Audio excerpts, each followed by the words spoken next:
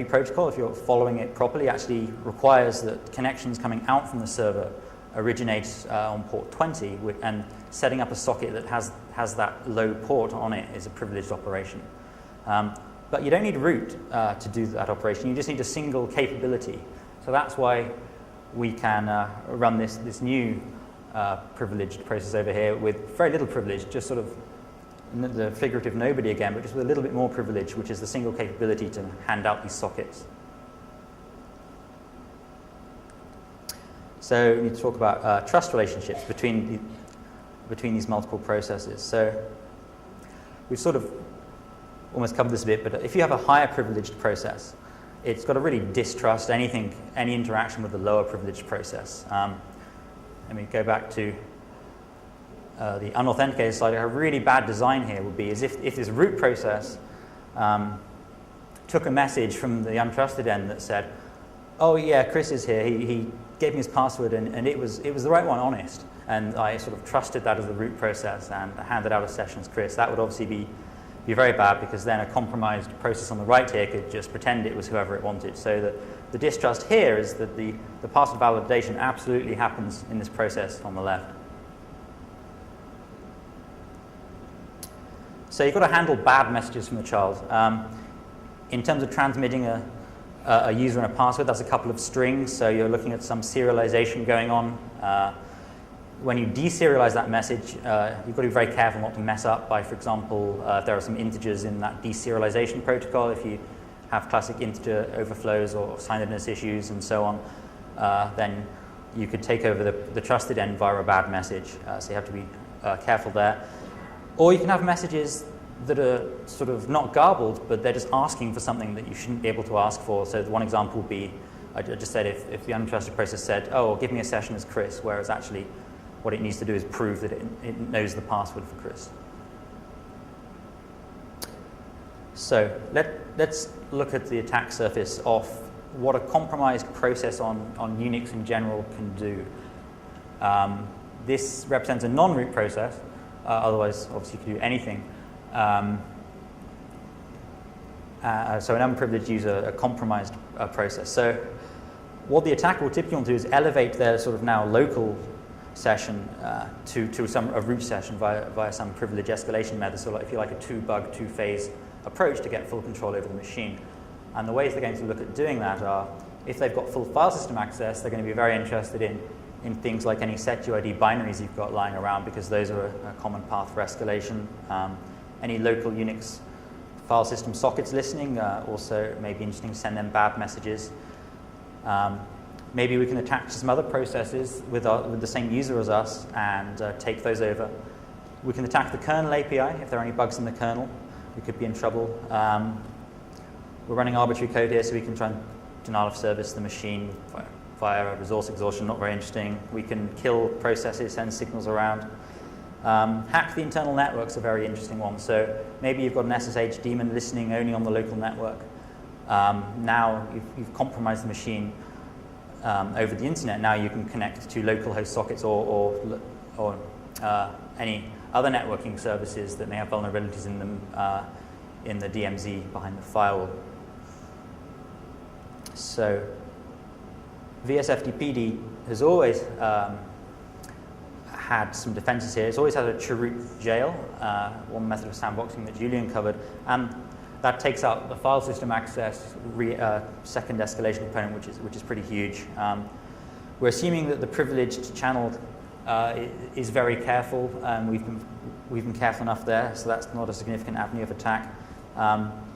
Also, because of the way the unprivileged process is set up, it's left in a non-dumpable state. Julien briefly covered that concept. It means that two processes, even though they have the same user ID, cannot trace each other and take each other over. But as you can see, there's still, even though we've gone to a reasonable effort to sandbox something, there's still a few avenues of attack. So with the VSFTPD 2.2 in the default configuration, some of these new Linux kernel sandboxing facilities have been integrated for kernels that support them, and the attack surface has shrunk nicely. So one of the big ones we mentioned, like attacking the internal network. Well, as Julien mentioned, modern kernels have the ability to separate out a process into a new network namespace. And what that means is when you say connect to localhost, it's just not a registered network and you get an error. So that's a very useful reduction in attack surface. A lot of systems, if you log into them, seem to have lying around a bunch of world-readable, writable, shared memory segments. That's unfortunate. Who knows who owns those and what you can do by messing with those. So we also use the new IPC namespace to take that off the attack surface. That's the bottom green cross there. I added some R limits. I'm not particularly interested ever in denial of service attacks, but added some R limits. You can't do a trivial fork bomb, for example. What else? Oh yeah, you can't send kill signals to other FTP processes anymore because you're in the new process ID namespace. So although the processes are sort of there on the machine that you could kill because you have the same user ID, you just can't see them. You just can't look them up by process ID. They're simply not there. What remains is it's quite a large attack surface, is attacking the kernel API. We'll